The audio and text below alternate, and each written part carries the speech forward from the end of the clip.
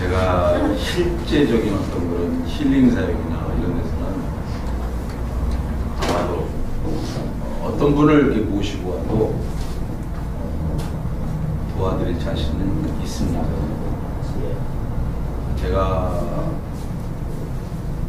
여러 군데서 사역을 하기도 했지만 또 혹시나 또 여러분이 알지도 모르는 저기 논산의 그 치유센터 쪽에서도 제가 한 5년 정도 사역자로 사역을 했고, 그래서 궁금하신 것들이 있으면 나중에 이 시간 끝나고서 물어보신다면 제가 좀 도움을 좀 드릴 수 있을 것 같아요. 정말 많은 어떤 그런 힐링의 현장에서 많은 그런 어떤 치유와 그 하나님의 그 일하시는 기적의 현장들을 정말 많이 경험했습니다. 말이 4,000명이지 4,000명이 넘어요, 사실은. 그럼 거기는 그 일반 예수 안 믿는 분들부터 시작해서 목사님들이 많은 사연들을 제가 알게 되고 경험하게 되고 또 치유까지 했던 그런 경험들 다 나눌 수는 없지만, 오늘 제가 여기 이제 그 부탁을 받고 무엇을 어떻게 할까 하다가 일반 그 상담과 우리 기독교 상담에 분명한 차이가 있는데, 그 기독교 상담에서 먼저 우리가 어떻게 풀어가야 될 것인가를 그 부분을 내가 좀 말씀을 드려야 되겠다는 생각을 했습니다. 자, 혹시 상담 쪽에서 어떤 그런 공부를 좀 특별한 시간들을 가지고 하셨던 분들 계세요? 그러시군요. 조금씩은 다 이렇게 경험들 하셨는데, 이제 혹시 우리 목사님 어디서? 예수전도단에서 상담학교하고 사역자학교 2년. 그러셨네요. 우리 목사님? 목사님 아니고 연세 연하시고 상담. 그러니까 여기 이제 상담, 일반적인 상담에 대해서 그래도 이렇게 공부들을 하신 분들이 계셔서, 일반 상담을 저는 일반 상담에서 그 상담의 이론보다도 저는 이제 그 실제적인 거 있지 않습니까? 특히 예를 들면 이제 게슈탈트 기법 있지 않습니까? 게슈탈트 기법을 직접 저희는 이제 전 며칠 전에도 이제 그 평택에서 오신 부부 치료할 때 익사이팅 기법을 우리가 사용을 하고, 그러니까 쉽게 얘기하면 저희 왜 그 달라졌어요 프로그램 EBS에서 하는 거, 그 프로에서 나오는 그 힐링 방법은 제가 다 압니다.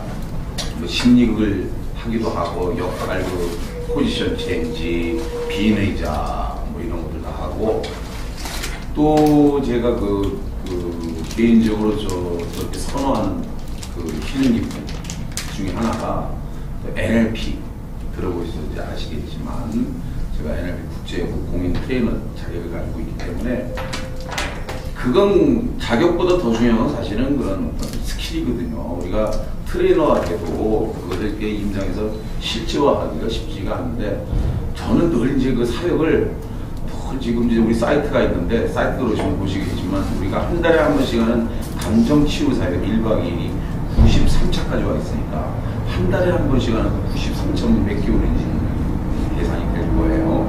인지치유 34기, 인지치유는 12주 과정으로 해서 석 달 과정이죠. 그거 34기까지 오는 거 생각이 그러니까 그런 게 이렇게 임상적인 사역이 진행되다 보니까 그 안에서 뭐 마음 놓고 제가 사역을 하는 거예요. 어떤 좀 죄송한 얘기인데 그분들한테는 죄송한 얘기가 될 수도 있겠지만, 안 되면 이렇게 되고 이렇게 안 되면 이렇게 되고, 원래 그 치유라는 것이 통합적으로 이렇게 돼야만 치유가 돼요. 사람이 구조가 정말 아주 그냥 뭐 복잡하기도 하고, 그래서 한 가지 방법으로 아니라 여러 가지 이렇게 힘. 그래서 저는 지금 그런 쪽에서 지금까지 사역을 해 왔다는 것을 말씀드리는 것과 아울러서 그런 쪽에 이제 이렇게 이제 도움을 원하시면은 제가 그래서 이제 뭐 담배를 끊는다, 술을 끊는다, 식장애나 뭐 이런 것까지도 이제 도와드릴 수도 있습니다. 그런데 자, 이와 같이 제가 지금 말씀을 드린 이런 어떤 일반적인 어떤 그 기법들이 사실은 뭐 교회 안에 목사가 뭐 게시탈트 기법을 사용한다, 목사가 무슨 뭐 NLP의 뭐 앵커링을 사용한다, 뭐 스위시 기법을 사용한다. 전 사실 아직까지 이렇게 전문적으로, 그러니까 조금 공부해서 참고적으로 알고 계시는 목사님은 간혹 있어도 그걸 전문적으로 해가지고 전문 사역을 하시는 목사님은 아직까지 그렇게 벗어나지 않았어요. 그래서 그러나 앞으로 저는 그렇게는 생각을 해요. 뭐냐면은 우리가 교회 안에서 지금까지 전통적으로 사역을 해오던 것들이 교회에서 말씀 선포하고 전도하는 사역 이외에 만약 교회에서 하는 사역이 있었다면은 제가 보니까 그 유치원, 성교원, 그리고 요즘에서 또 방과후 학교 이런 거예요. 그러니까 말하자면 어린이 사역 중심이에요. 가만히 생각을 해보세요, 여러분들. 교회 안에 보면 교회 말고 우리가 생각할 수 있는 게 뭐냐면은 그런 것들이에요. 유치원이나 성교원. 근데 사실은 이제는 앞으로는 저는 그렇게 생각합니다. 저들에게 우리가 정말 도와줄 수 있고 예수 안 믿는 사람들 갖다가 땡길 수 있는 것은 그들을 갖다가 힐링할 수 있는. 그래서 대세가 앞으로는 어떤 그 교회 안에다가 어떤 상담센터나 힐링센터를 두고서 예수 안 믿는 사람들 와서 힐링을 하면서 교회로 인도할 수 있는. 이제 사실은 이런 어떤 그 시스템들이 돼야 된다고 생각하고 앞으로 아마 그런 쪽으로 가지 않을까 생각도 들어요. 제가 그 지금 평택에서 이제 그 예수 안 믿는 분들이 몇 프로 오게 된 그 계기가 그 평택에 있는 제 아는 분이 그 아파트 엘리베이터에 보면 왜 그 거울이 있습니다. 그 거울 밑에 그 광고 들어가는 거 있죠. 거기다가 그걸 넣은 거예요. 5천 힐링센터, 이혼, 우울증 이런 부분을 넣으니까 저기 이제 저 박사님도 참 우울증 치료하는데 저는 지금까지 내가 힐링하는 동안에 하나님께서 제일 잘 이렇게 치유하게끔 해주셨던 게 저거거든요. 그래서 우울증 쪽에는 제가 많은 어떤 그런 결과들이 한 10분이 오시면 한 9분 정도 이상은 하나님과 고쳐주셨어요. 그래서 전화가 이제 옵니다. 오면은 그분들이 교회 안 다니는 분들이에요.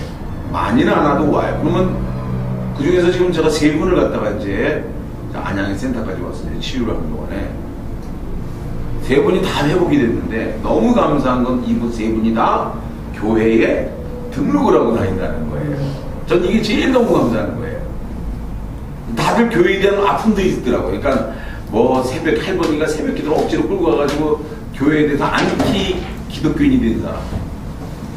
또 한 번은 또 뭐 교회 다니는 사람들이 영 그냥 뭐 하는 행동들이 그래서 안티 쪽에 섰던 사람들이 이런 힐링의 과정을 통해서 그렇게 변화되는 모습을 보면서 제가 너무 감사했어요. 그리고 마지막으로 딱 결심하고 교회 등록을 해가지고 지금은 그 중에 한 분은 교회 있지 않습니까? 수요일날도 안 빠지고 수요일날도 안 빠져요.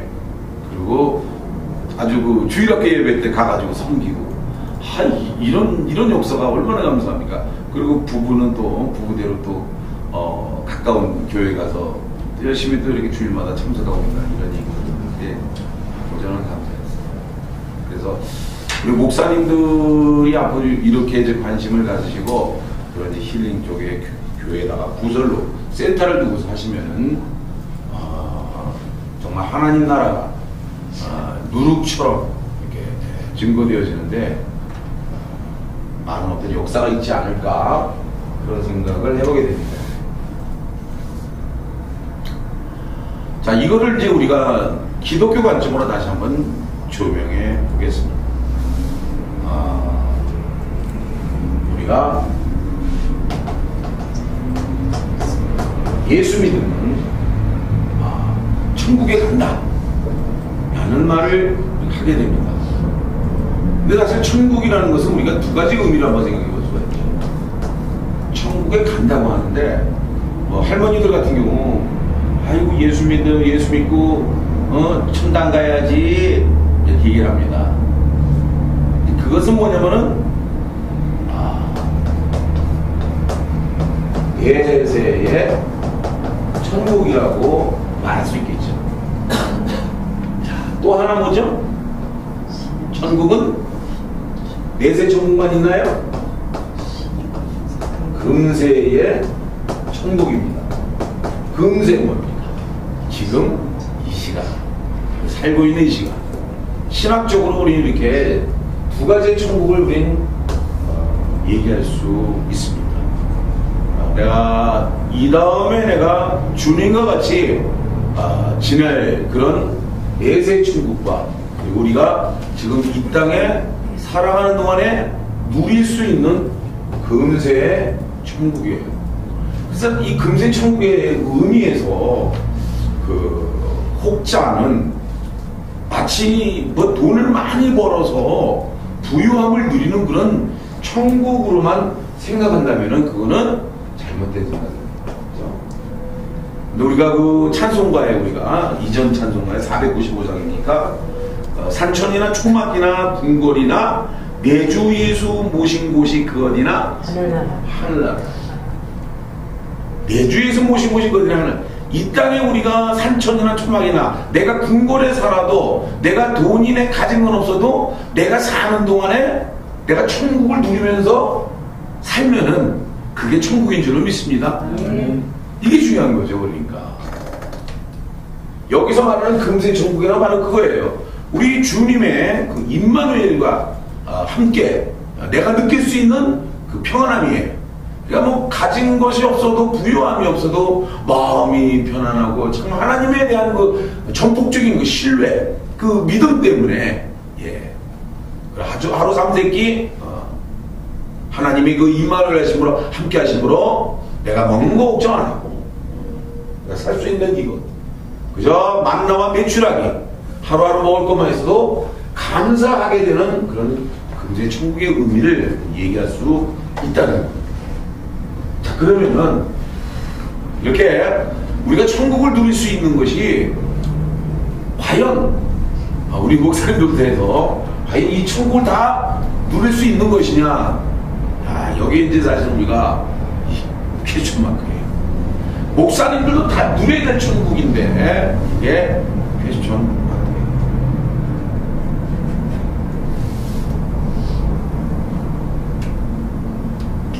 천국을 누리지 못하도록 항상 이제 이것은 저 방금 이렇게 제가 드린 말씀은 하나님의 그 뭡니까? 그 역사심입니다.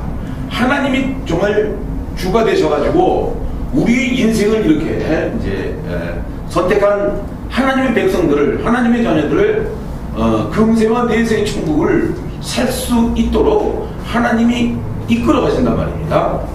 이렇게 이끌어 가심에 대적하는 또 무리가 있다는 겁니다. 우리는 우리가 잘 아는 그 마귀의 역사입니다. 하나님의 역사를 대적을 하는 거예요. 다시 말해서 우리가 천국을 누리는 것을 방해하는 세력들이라는 겁니다. 자, 마귀. 우리가 잠깐 한번 이 부분을 우리 살펴볼까요? 성경에는 마귀가 있고 또 귀신이라고 하는 단어가 나옵니다. 귀신들. 마귀는 우리 목사님들이 잘 아는 것처럼 마귀는 디아볼로스. 그죠? 헬러를 잘 못 써서 한글로. 귀신은 뭐냐면 다이모니움. 요거는 마귀는 3인칭 단수로 쓸 수 있습니다. 복수가 아닙니다. 요거는 뭐예요? 요거는 복수예요. 그래서 여러분들 정확히 말하면은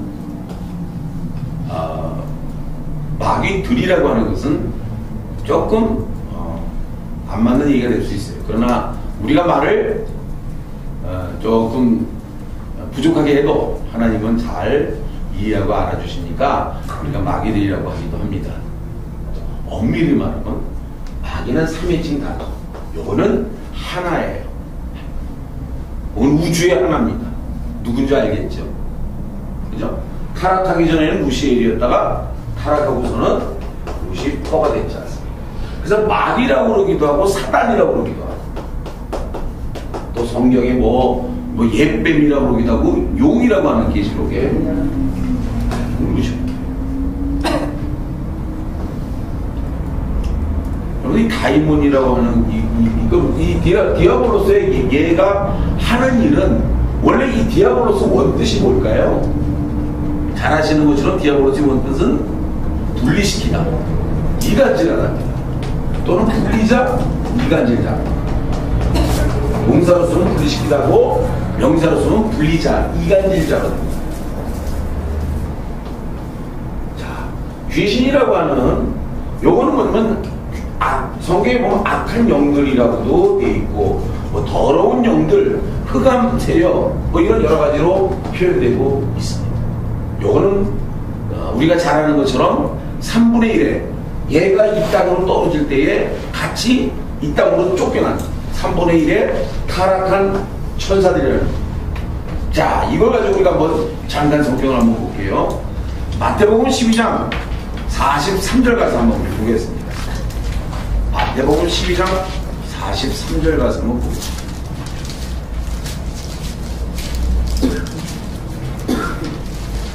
그래서 마태복음 12장 43, 44, 45 그래서 세 계절을 한 목소리로 같이 했습니다. 시작. 더러운 귀신이 사람에게 들어갔을 때 물론으로 가지고 귀신을 꺼내시켜고 이에 그렇게 내려가 어떤 집으로 돌아가라 모아보니 그 집이 매이고 소재되고 수리되었거늘 이에 그에 가서 저보다 더 악한 귀신 7을 데리고 들어가서 하니 그 사람의 형편이 전보다 더 심하게 되느니라. 이 악한 세대가 이렇게 되리라. 제가 이렇게 교인들, 이렇게 집사님들, 이렇게 제가 강의를 치유 세미나를 하다 보면서 살짝 묻습니다. 집사님들 우리 집사님들 속에 그 부산 저쪽에는요 그 귀신이라는 말을 참 안 좋아해요. 특히 그 장로님들이 뭐 더러운 귀신이 있고 성경에 있는 건데도 그런 말하면 막 그냥 이상하게 생각을 해요. 그래서 이제 그런 얘기들 하죠. 집사님 속에 악한 영이 있다고 생각합니까? 아유, 내가 주님을 영접한 자인데 내가 내 안에 있습니까? 없지요. 어떻게 생각하세요, 목사님? 또, 뭐 저는 목사님, 저는요 악한 영들 많아요. 내가 알아요. 그래요. 그래서 내가 그랬죠. 그러면 집사님 그 담임 목사님 속에는 목사님들 속에는 악한 것들이 있을까요, 없을까요? 목사님들이 있으면 어떻게 해요? 그래서 제가 그랬어요. 집사님, 근데 어떻게 해나 내 속에 있는데? 목사님 막 그래요. 집사님, 의인은 없나니 하나도 없어요. 자, 집사님이 이 원리를 아셔야 됩니다. 뭐냐면 하고 지금 그 말씀이에요. 그게 뭐냐면 더러운 귀신이 어디 있었다고 그랬죠? 사람에게 있다가 나갔어요. 더러운 귀신이. 그러니까 얘네들이 여기 사실 집이에요. 자, 더러운 귀신 헬라어 원어로 다이모니는 원뜻은 뭐냐면은 똥파리라는 뜻이에요. 좀 웃기죠? 똥파리 또는 똥집 주인이라는 얘기입니다. 예. 자, 얘네들이 우리 안에 있다는 얘기는 우리 안에 솔직히 보면 똥파리가 있다는 얘기는 우리 안에 뭐가 있다는 거예요. 우리가 이런 데서 보면 정말 우리가 냉정해져야 돼. 냉정해야 돼. 우리가 뭐 보수고 저 진보관을 떠나서 우리 성경 가지고 그대로 우리가 놓고 보면은 쉽게 얘기하면 여러분들 저 악한 영들은요 합법적으로 들어옵니다. 여러분들 진 자는 이긴 자의 종이라고 그랬지 않습니까? 아담이 졌기 때문에 시스템 자체가 이 땅의 그 시스템 자체가 아담이 범죄를 했기 때문에 죄의 종이 된 거예요. 다시 말해서 악한 것들에게 마귀에 우리가 종노릇할 수밖에 없는 거예요. 그러니까 쟤네들은 시스템 자체가 뭐냐면은 우리 안에 그런 합법적인 명분을 보고 들어와서 자리를 차지하고 주인 행세를 합니다. 뭘까요? 우리 안에 합법적인 명분상 여기서 말하는 똥이란 말입니다. 이게 뭐냐면은 그렇죠. 죄입니다. 그뭐 두말하면 단소리죠. 죄입니다. 그런데 이제 여기서 우리 중요한 이제 우리가 그 논리를 한번 생각해 볼 수 있어요. 이게 뭐냐면은 죄를 짓게 되는 이유들이 있더라고요. 절대 무슨 기분 좋으면은 뭐 유흥가 활락가 쪽으로 빠질 수도 있지만 죄라고 하는 것이 일반적으로 보면은 죄의 밑바닥에 보니까 제가 임상적으로 보니까 죄의 밑바닥에는 상처가 있더라고요. 상처가. 그게 외로움의 상처가 됐든 가난의 상처라고 하면 우리가 어떤 마음이 들까요? 가난의 상처가 있으면은 자꾸 욕심이 생기고 물질에 대한 집착이 생겨요. 가난에 대한 상처에서 외로움의 상처가 있으면은 자꾸 가지 말아야 될 곳을 속된 표현으로 껄떡이면서 다닙니다. 그러니까 그리고 여러분들 상처받고 기분 좋은 사람이 어디 있어요? 그죠? 상처받고 기분 좋은 사람 없죠. 상처받고 우리는 죄성이 그냥 확 드러납니다. 그래서 이 상처와 이 죄는 대표적인 뭐냐면 내 안에 마귀를, 귀신을 불러들이는 합법적인 이게 근거가 됩니다. 참이 안타까워. 그래서 제가 이제 그동안에 제가 많은 사람들을 치유하고 이렇게 하는 과정에서 또 일반 상담과 우리 기독교 상담에서 이 차이이기도 한데 뭐냐면은 반드시 영적인 부분을 터치를 해줘야지 정말 온전한 치유가 되더란 말입니다. 예를 들어서 이제 보세요. 요번에도 내가 그 사람들 치유하면서 그랬어요. 게시탈트 기법을 쓰던 여러분들 임하고 부부 치유, 임하고 치유 같은 경우에는요 10명 중에서 9명 이상이 치유되는 아주 특별한 치유 기법이에요. 너무 좋아요.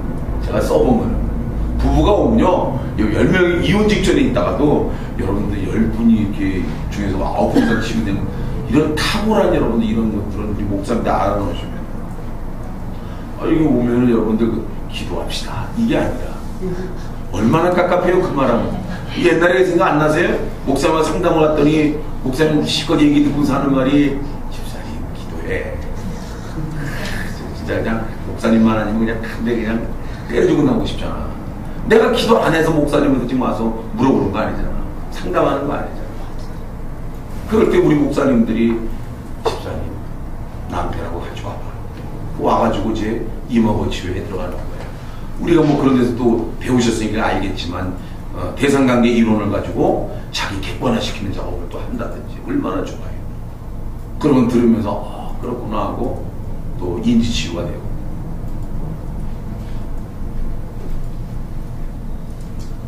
자기 상처를 직면하는 거죠. 그래서 이렇게 치유를 하고 난 뒤에 그리고 뭐냐면은 기도 사역을 합니다. 그런데요 이제 이렇게 기도가 잘 이렇게 안 들어가는 경우도 있고요. 소위 말하면 기도라는 건 제가 축기 사역이라고 합니다. 잘 아시겠지만 축사라고 그러기도 하고 축기 사역이라고 하는데 그거를 비교적 제가 항상 정리를 그렇게 합니다. 근데 이게 여러분들 이 죄와 상처 이 두 가지 똥을 치운다고 치면은 어떤 식으로 치우면 되겠어요? 죄는 어떻게 하면 치유가 없어질까요? 우리가 잘 아는 것처럼 죄는 회개하면 되잖아요. 죄는 우리가 회개하면서 처리를 해요. 요 상처는 글자 그대로는 치유를 하게 됩니다. 그래서 이 두 가지를 통해서 우리가 이제 치우는 작업들을 합니다. 이거 완전히 치우지지 않은 상태에서는요 딱 이 원리입니다. 뭐냐면은 이 똥판이 쫓으면은 불어야 안 불어요? 그게 지금 마태복음 12장에 있는 말씀이 그겁니다. 갔다가 자기 집이 비고 소재되었거늘 이제 저보다 더 악한 동무 7을 데리고 들어오게 되지요. 그러니까 형편이 이전보다 더 심해지는 거예요. 이건 아마 우리 목사님들 사역하면서 많이 보시고도 그러셨을 거예요. 위암 환자를 갖다 치료를 해줬더니 나중에 위암 환자 할렐루야 놀렐루야 막 이렇게 좋아하다가 그만 세상 가운데 살짝 빠지죠. 어떻게 될까요? 그때는 이제 정말 회복불능으로 갈 가능성이 있다는 거예요. 그때는 뭐 악한 것들이 내가 귀신이라도 내가 정말 악한 것들 7을 내리고 들어가죠. 왜요? 쫓겨나서 다니다 보니까 들어갈 데가 없어. 다들 꽉 차가지고. 죄송합니다. 그래가지고 다시 자기 집에 들어갈 때는 이제는 다시는 내가 쫓겨나지 않으리라. 그런 마음을 가지고서 들어가서 그럼 어떻게 당할 거예요? 그래서 이거를 얕은지간에 악한 것들을 쫓겨나게 되면요, 형 기도 축이나 축사 사역 할 때 너무 쉽습니다. 정말 저는 별걸 다 경험했어요. 뭐 이렇게 기도하다가 뭐 제가 물론 이게 참 사역의 현장에서 신기합니다. 사역할 때는 그러니까 이게 목사님들이 교인들이 뭐 갑자기 이렇게 딱 들이닥쳐가지고 목사님 기도해 주세요 하고 이렇게 그냥 속된 말로 그냥 대가 빡빡 내미는데 정말 힘들잖아요. 그럴 때. 근데 사역의 현장에서는 너무 신기하고 놀라운 거 많이 경험해요. 맹물을 갖다 놓고서 주님의 보혈이 되게 해주세요. 그래서 저는 이 보혈 사역을 참 많이 하는데 사역에 늘 해요. 연상 가지만 이거 가지고 예수 피가 되게 해주세요. 다 이래가지고 있잖아요. 그 아무개 사모님이에요. 그 아무개 사모님. 그분이 상처가 많아가지고 결혼을 3번을 한 사모님이에요. 저희가 안 먹으려고 하는 거를 여러분 이거 그냥은 먹어요. 근데 이거 딱 예수 피가 되게 해주세요. 딱 그러고는 절대 안 먹습니다. 정말 입을 이제 벌리는 거야. 예, 조력자가 옆에서 입을 벌려가지고 이걸 이제 이렇게 억지로 이렇게 제 얼굴에다 대고서 완전 뒤집어 쓰는 거죠. 예, 그런 도전을 받아보기도 하고 악한 것들을 축사하는 과정에서 백을 다 경험을 합니다. 근데 예를 들어서 그렇게 해서 나가더라도 먹을 게 이게 있으면은 다시 들어오기도 하지만 잘 나가지도 않습니다. 그런데 솔직히 얘기하면 상처 부분들을 어느 정도 치유해 놓고 죄에 대해서 철저하게 회개시켜 놓잖아요. 그리고 여기서 살짝 말리게 되고 룰루라는 진짜 이거는 맛을 보신 분만 아세요. 이 사역의 기쁨이요. 요럴 때 나타나는 형상들 보면은 자기 혼자 천국 보고 주님 만나고 다 해요. 너무 감사해요.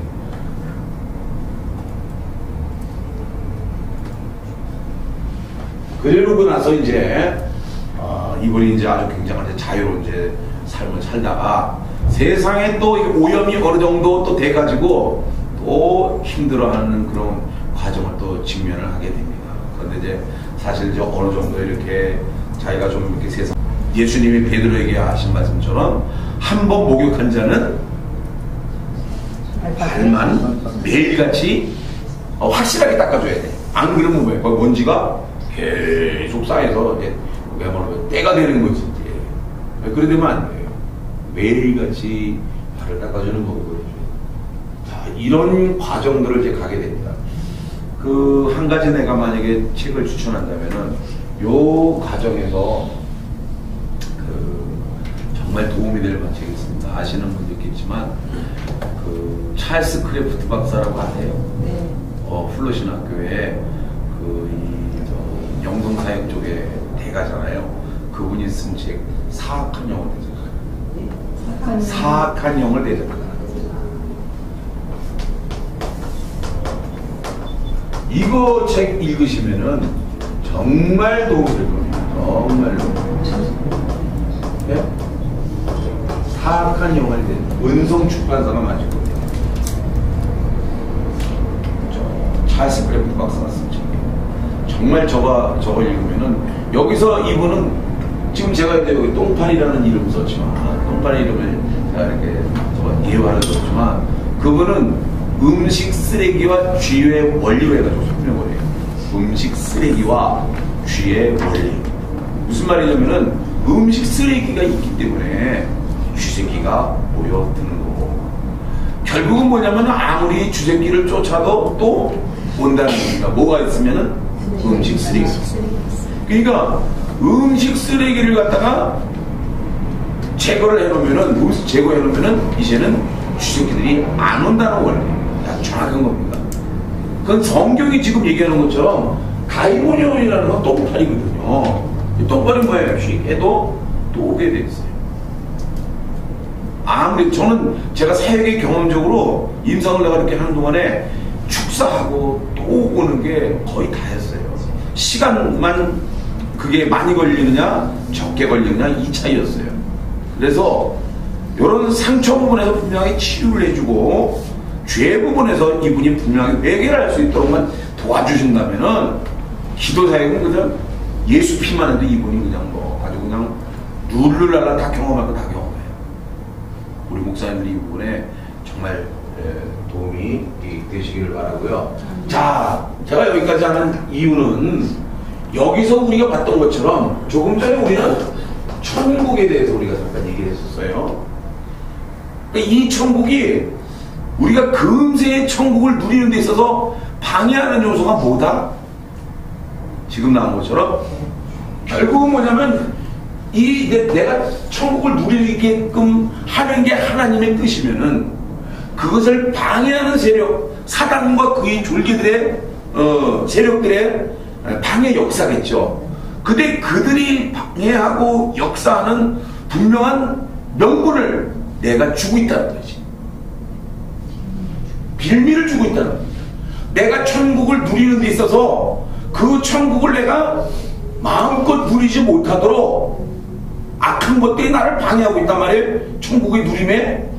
이렇게 사실은 악한 것들이 여러분들 막 이렇게 악한 것들 때문에 뭐 마귀 때문에 귀신들 때문에 악한 영들 때문에 내 삶이 우쩌고 저쩌고 사실은 그 명분을 누가 주고 있어요? 네. 본인이 주고 있는 거예요.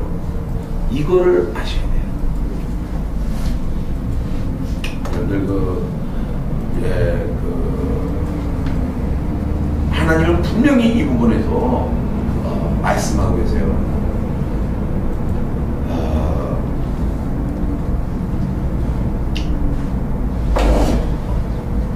이전에 박필 교수가 목사가 이야기하는 걸 제가 한번 잠깐 들은 적이 있었어요.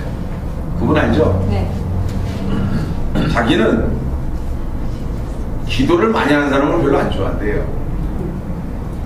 자기의 어떤 그런 체험이 있더라고요.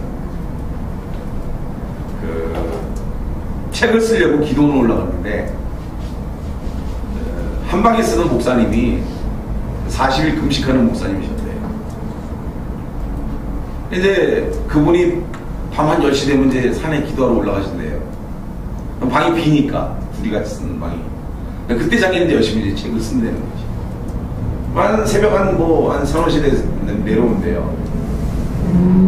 내려오면은 이제 여기 박 목사님은 이제 이분이 산에 올라가서 밤새 부르짖었으니까 뭐 은혜되는 어떤 그런 간증이라서 내려올까 싶어서 귀를 기울이면은 실컷 그냥 마누라 욕이 막 쏟아져 나오고 애들에 대한 불평과 원망, 교회 장로님이나 아무개 집사에 대해서 그 쌓였던 것들이 막 입으로 나온다는 겁니다.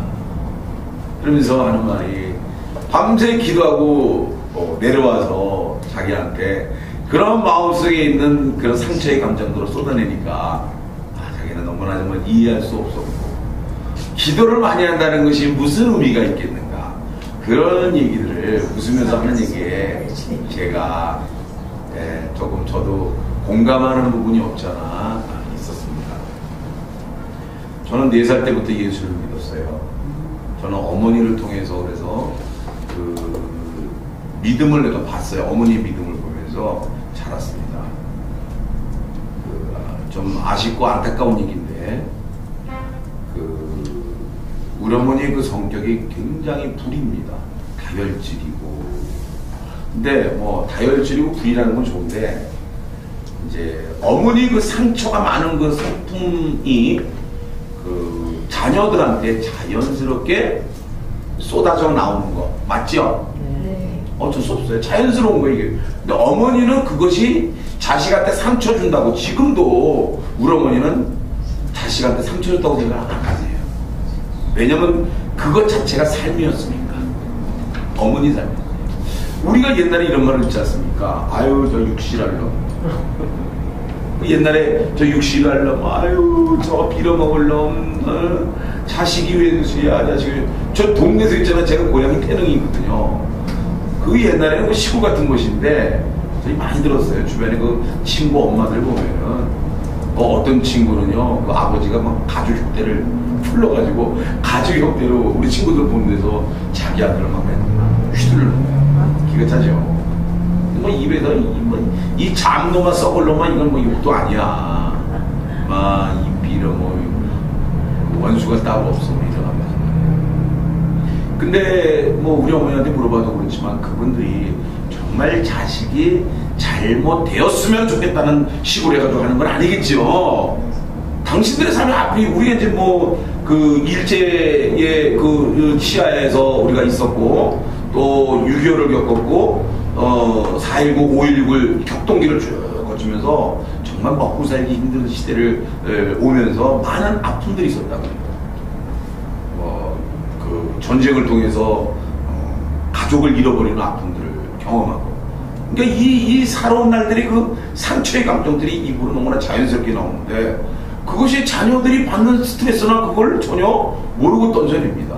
그러다 보니까 저희 어머니도 뭐 한 번은 제가 이제 오래전 얘기입니다만은 한 20년 전에 제가 20년? 하여간 뭐 20년 조금 더 되거나 20년 됐겠네요. 그때 이제 어머니가 뭐가 약간 서운했는지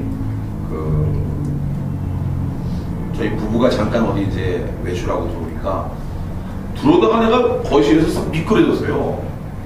이거 뭐야 느낌이 이상해서 이렇게 보니까 거실에다가요 온통 그 옥수수 식용유를 갖다가 다 옥수수 뭐야 하고 딱 보는데 저희 어머니가 저쪽에서 베란다 쪽에 앉아가지고 혼자 깡소리를 그러면서 탁 눈을 돌려서 저 눈이 마주쳤는데 난 그때 정말 그 살아있는 그 어떤 악한 영이 눈이 있는 것 같아요. 그 사람의 눈이 아니었어요. 여러분들 그건 진짜 이거는 설명이 안 돼. 딱 보면 저거는 사람의 눈이 아니야. 눈에서 정말 그 도끼와 그 광채가 나요. 너무 그 귀신의 어떤 그런 저리가 나요. 흉내도 못 내요. 그런데 저희 어머니는 그렇게 1년에 한 5번 섭섭이가 한 번 들어요. 발작적으로 섭섭이. 언제 주로? 희한합니다. 꼭 명절 전후. 근데 명절 전후는 내가 알겠는데 왜 그 현충일 전후가 왜 들어가냐. 근데 그때는 아무리 조심해도 꼭 터져요. 그러면 우리 엄마는 캐슬했어라요. 막갑 그 성당은 초래해요. 저희 어머니가 이제 예술 믿기는 동기고 신기가 와가지고 외갓집적인 아이가 쉽게 가계적인 어떤 영향을 우상숭배 영향이 아주 강력하거든요. 신축단지 모셔놓고 어머니가 애가 배우고 그러니까 그렇게 그냥 엉망해놓고 새벽 되면 찬송가 옆에 끼고 새벽기도 갔다. 찬송가 부르고 변찬 주님의 사랑 이러면서 나 그거 보면은 교회 안 다니고 싶죠. 제가 그때 신학교 다닐 때였어요. 신학대학원 다닐 때였어요. 어머니는 모르는 거예요. 그것이 그렇죠. 문제라는 생각을 안 가져요. 그렇게 살아왔기 때문에 그래요. 자, 이게 이제 우리들의 이제 삶의 현 주소예요. 그러니까 내가 상처가 어떤 지금 자녀들이나 가족에게 어떤 영향을 주는지 그리고 그 상처는 반드시 누가 잡고 있냐면은 악한 영들이 잡고 있다는 걸 아셔야 돼요. 악한 영. 그래서 상처를 살짝 건들면 악한 영이 그냥 아주 공격적인 자세로 그 사람에게 막 투사를 하고 이렇게 하죠. 그러니까 천국이 누려진다는 것은 웃기는 얘기예요. 교회를 다니고 예수를 믿으면서도 여전히 뭐냐면은 이렇게 힘들고 어려워요. 그러니까 나는 사실은 기도 많이 한다. 저는 이건 별로 점점점이에요. 정말 중요한 것은 뭐냐면은 정말 왜 그러냐면 보세요. 정말 중요한 것은 뭐냐면은 저는 성화가 뭐죠? 거룩한 변화예요. 저는 이 거룩한 변화가 정말 기도하는 사람의 모습이라고 봅니다.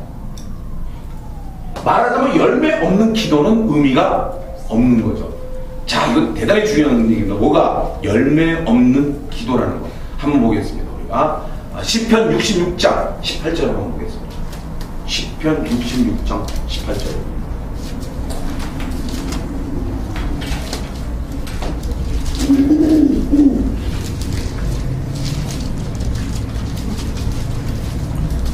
자, 시편 60장 18절 같이 한번 읽겠습니다. 시작. 내가 내 마음에 죄악을 부르면 주께서 듣지 아니하시리라. 예, 내가 내 마음에 죄악을 품으면 이게 누구의 고백이죠 지금? 다윗의 고백입니다. 다윗이 이 부분에서 경험을 했나요, 안 했나요? 뭐 다윗이 있잖아요. 뭐 하나님 마음에 뭐 합판이 어쩌니 그래도 다윗도 아픔이 많은 사람이잖아요. 여러분도 생각해 보세요. 그 자기의 큰 아들 잃어버리고 그 일주일 동안 눈물의 침상을 적시도록 기도해도 하나님이 들었나요? 안 들었잖아요. 쉽게 얘기하면 그 아픔에 그것이 큰 거예요. 그리고 아니 생각해봐요. 자기 아들이 자기 마누라, 비록 저기 첩이지만은 자기 마누라를 갖다 백주에 동침한다는 거, 이거는 우리 남자들 세계에서는 있을 수 없는 얘기예요. 안 그래요, 여러분들? 지 마누라를 어떻게 그냥 아들이 그렇게 겁탈할 수가 있어요? 이거 상상할 수 없는 거야. 그리고 그 아들이 또 자기를 죽이려고 칼을 겨뤄가니까 아들이 아버지한테 칼 겨누고 죽였다는데 난 지금 내가 만약 그렇다고 하면 막 그냥 머리가 돌 것 같아. 너무 화가 나가지고 상상할 수 없는 거야 이게. 그러니 다윗의 아픔이 얼마나 컸겠어요. 다윗이 지금 초창기 경험한 고백이에요. 그게 지금 내가 내 마음에 죄악을 품으면 주께서 듣지 아니하시리라. 자기의 그 우리아를 죽이고 바세바를 취했다는 그거 하나님께서 아주 그냥 확실하게 뒤에 대가를 지불하셨어요. 여러분 잘 아시는 것처럼 다윗이 뒤에 인구조사를 했죠. 인구조사해가지고 이스라엘 백성들이 3만 명입니까? 그게 다 죽어버렸다는 거는 이게 적은 숫자예요, 그게. 그러니 여러분들 그 자기 실수로 인해가지고 그 많은 이스라엘 자기 그 백성들이 다 그렇게 온역으로 다 이렇게 죽을 때에 그 상처 큰 거예요. 그러니까 다윗이 그런 고백이 몸소 경험에서 나온 거예요. 우리가 지금 은혜 시대에 산다고 여러분들 그 대가를 지금 안 받는다고 생각하면은 제가 볼 때는 아닌 것 같아요. 여러분들 알게 모르게 다 받고 있어요. 그게 지금 여기서 말하는 지금 영적인 원리예요. 지금 똥이 있으면은 똥파리가 모여들면 합법적이에요, 여러분들. 자, 이사야서 1장 15절 빨리 가서 보겠습니다. 이사야서 1장 15절.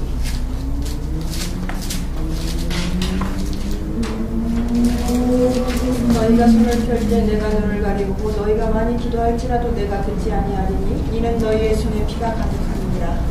너희가 손을 펴고 너희가 많이 기도할지라도 내가 듣지 아니하는 것은 너희 손에 피가. 자, 구약의 기도를 어떻게 했죠? 너희가 손을 펴고 너희가 많이 기도할지라도 내가 듣지 아니하리니 이 너희 손에 피, 죄가 많으니. 여러분들 참 이게 우리가 이런 영적인 이런 정말 원리를, 기도의 원리를 분명히 알고 우리가 기도를 하더라도 우리가 분명히 알고 기도를 해야 됩니다. 아까도 내가 얘기했지만 열매 없는 기도가 아니라, 여러분들 정말 열매 없는 기도가 아니라 하나님 보실 때에 우리 이런 거 있잖아요. 여러분들 사랑하는 거 있잖아요. 여러분들 요즘에는 있잖아요.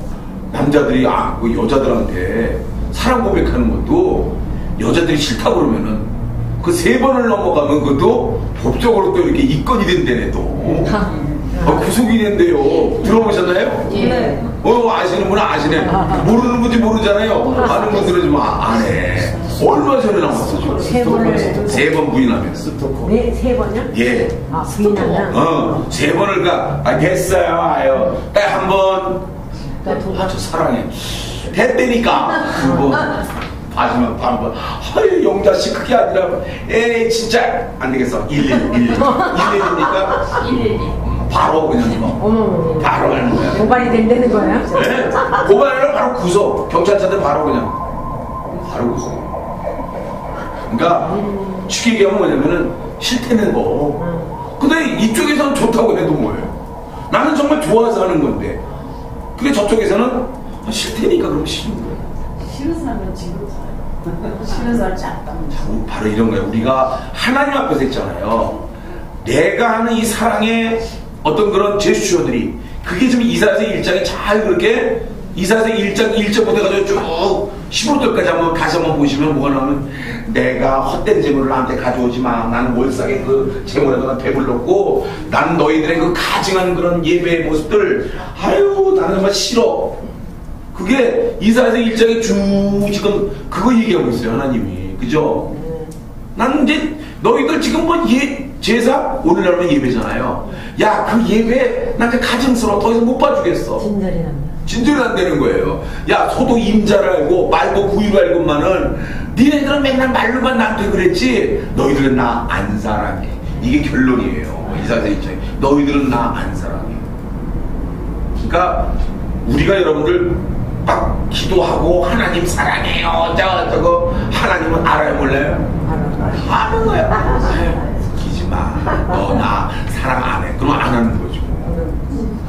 하나님 더 잘하지. 더 잘하지. 근데 아까도 내가 이제 우리 어머니 얘기를 예화를 잠깐 들었지만은 어머니는 뭐냐면 그걸 당신 자신에게 상처 준다고 생각을 안 하는 거예요. 몰라요.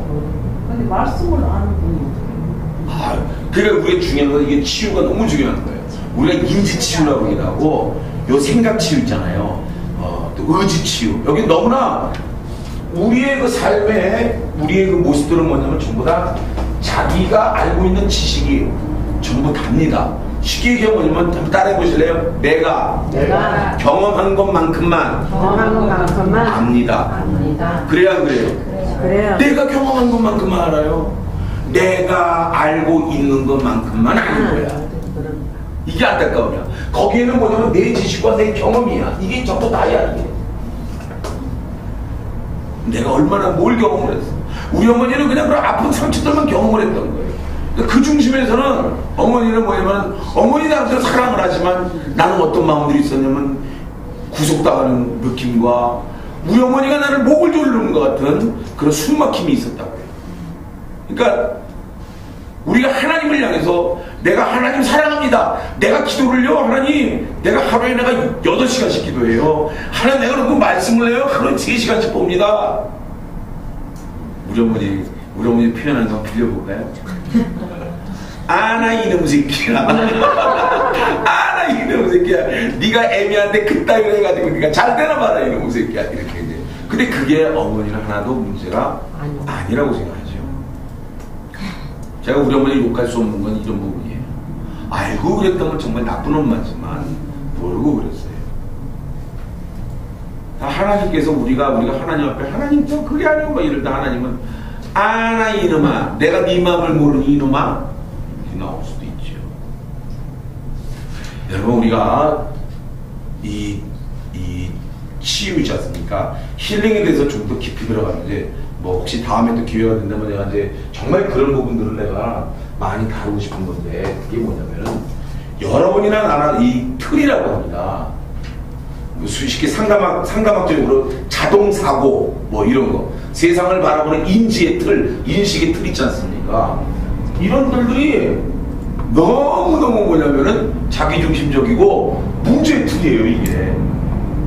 부정적 여가, 자동적 긍정적 여가인데 어떤 사람은 부정적 여가가 잘 되는 사람은 뭐냐면 매사 해피하면 부정적인 거 잘 잡아내 이렇게 말해도 그거 중심이고 긍정적 여가는 또 너무 이 사람 뭐냐면은 부정적인 말하면은 됐어 그만해 이러면서 그런 자기 그것도 뭐예요? 틀이라고. 아주 강력한 뭐냐면은 인식의 틀이에요. 이거는 하나님을 갖다가 섬긴다고 하지만, 하나님을 섬긴다고는 하지만 사실은 자기가 더 하나님 위에, 이 자기 틀이 하나님 위에 있다는 사실을 이분은 지금 간과하고 있어요. 지금 모르고 있어요. 이게 저나 여러분은 너무나 회개해야 될 부분이 아닌가 싶어요. 하나님이 여러분들 제일 싫어하는 게 우리가 하는 바로 우상 숭배인 거 맞습니까? 아닙니까? 하나님 제일 싫어하는 게 우상 숭배 아닙니까? 근데 여러분들 뭐가 우상 숭배냐면 탐심이 우상 숭배고, 성경에 두 가지를 얘기하고 있어요. 탐심이 우상 숭배고 또 하나 있어, 아주 중요한 거. 뭘까요? 그게? 사무엘상 15장 23절 빨리 읽어보세요. 사무엘상 15장 23절.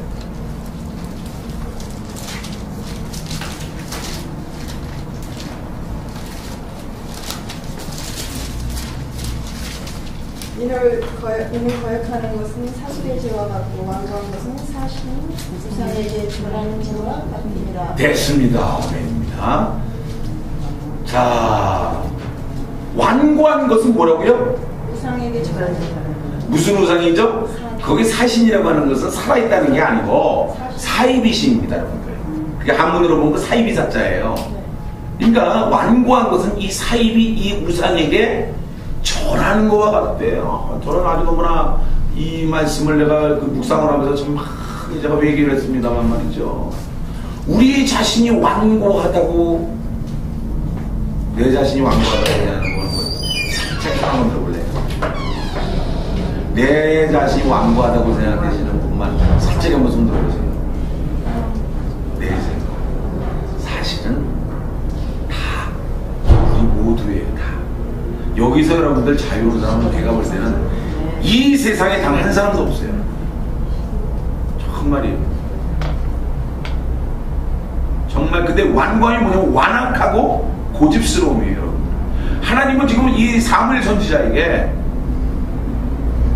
사울왕에게 가서 지금 뭐냐면은, 야, 너 가서 얘기 좀 해. 제 말이야. 이거 보니까는 너무 치멋대로야. 내가 아말렉 족속을 말이야 이거 다 죽이라고, 싹 다 그냥 죽이라고 했는데, 아니 아가 왕을 사로잡아오기도 하고 막 짐승들도 사로잡고, 이게 말이 되니? 그러니까 이제 사무엘 선지자가 가서 당신 일이 되는 거예요. 그러니까 참 이게 우리의 죄성의 모습인데, 여러분들 이거 똑같아요.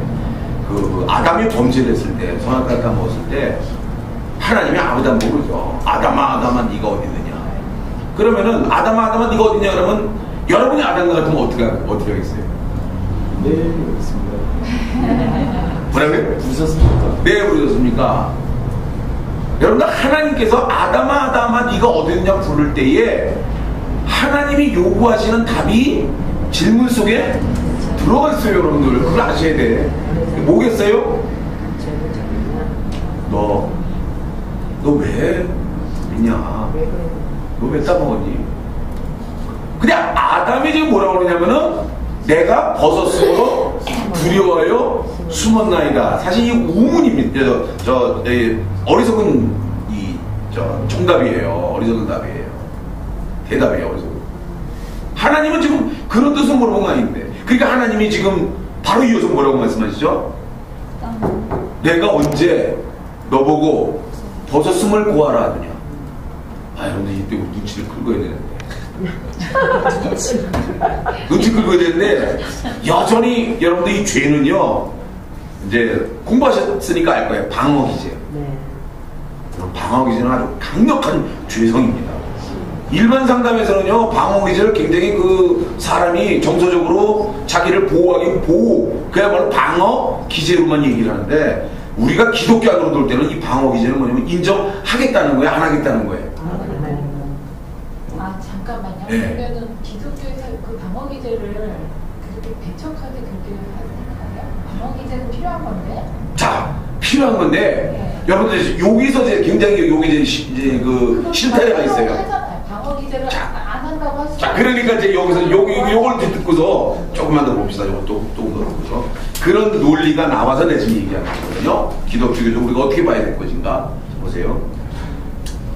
그래서 이제 아담아 이거냐는데 내가 벗었으므로 두려워하여 숨어나야 될 때 하나님께서 너 왜 내가 벗었음을 구하라더냐. 이건 뭐냐면 묻지도 않은 말을 하느냐 이겁니다. 그런데 우리가 잘 아는 것처럼 여러분들 우리가 그 안에 죄가 있으면 뭐 찝찝한 게 있으면 경찰서 가가지고 조사받을 때 말이 많아져요 안 많아져요?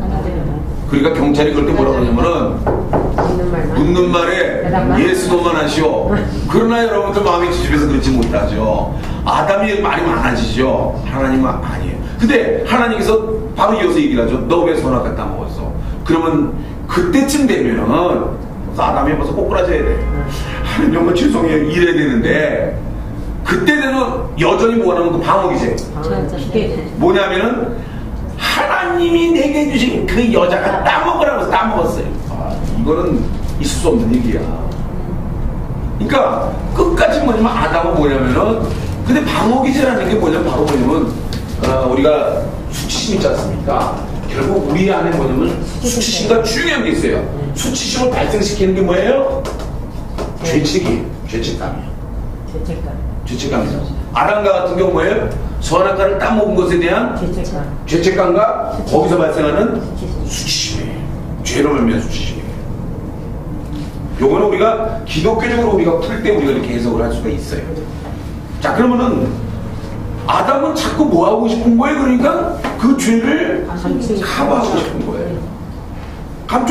감추고 싶다는 얘기는 우리가 성경적으로 볼 때 이렇게 해석을 하고 있지만 사람의 그 감정적으로 우리가 해석을 한다면 지금 뭐냐면 자기 감정을 지금 자꾸 감싸고 싶은 거예요. 이걸 우리가 방어기제라고 하죠. 그러니까 끝까지 지금 뭐냐면은 인정하고 싶지 않고 탈출하고 싶고 왜? 그 본능적이에요. 우리 마음속에는 이 강력합니다. 근데 하나님은 계속해서 질문할 때마다 원하시는 건 뭐냐면은 알죠? 뭘 원하시는 답인지. 그죠? 여러분들 한번 따라해보세요. 주님께서 제일 우리에게 기뻐하시고 원하는 답이 뭐냐면은 따라해보세요. 주여 내가 죄인입니다. 사실은 하나님 제일 기뻐하시는 고백이 뭐예요? 이거예요 여러분. 내가 죄인임을 정말 팍 엎드려가지고 내가 죄인입니다. 베드로가 여러분들 그 누가복음 5장에 주여 나를 떠나소서 나는 죄인이로소이다. 그러니까 여러분들 그 베드로가 그걸 봤던 것은 뭐냐면은 그 전까지만 해도 예수님은 하나의 청년이었잖아요. 근데 배가 두 배가 지금 다 고기가 지금 차고 넘쳐서 빠질 정도로 되면 이건 있을 수 없는 거야. 내가 어부생을 내가 수십 년 하는 동안에 이건 있을 수가 없는 게 지금 일어난 걸 다시 말해서 이거 하나님을 지금 만난 거잖아요. 하나님 만났을 때 고백이 뭐예요? 전혀 뜻밖의 어우 주님 당신이 하늘에서 온 하나님의 뭡니까 이렇게 할 수 있는데 바로만 그냥 꼬꾸라져서 뭐예요? 주여 나는 죄였어. 나를 떠나소서. 이게 사실 주님의 굉장히 기뻐하시는 고백이죠. 그래서 나중에 그 베드로가 나중에 저기 뭡니까 마태복음 그 저기 뭡니까 16장입니까? 주는 그리스도시요 살아계신 하나님의 아들이시다. 이 고백을 또 하잖아요. 그때 예수님이 야 바요나시구나 네가 복이 있도다. 그러니까 주님이 기뻐하시는 고백은 바로 그거거든요. 그러니까 하나님이 아담에게 원하시던 건 뭐예요? 아담아 할 때 주님 몹쓸지 좀 이렇게 나가줘야 되는데 아니 내가 뭐 하고 먹는 말이 많노 그냥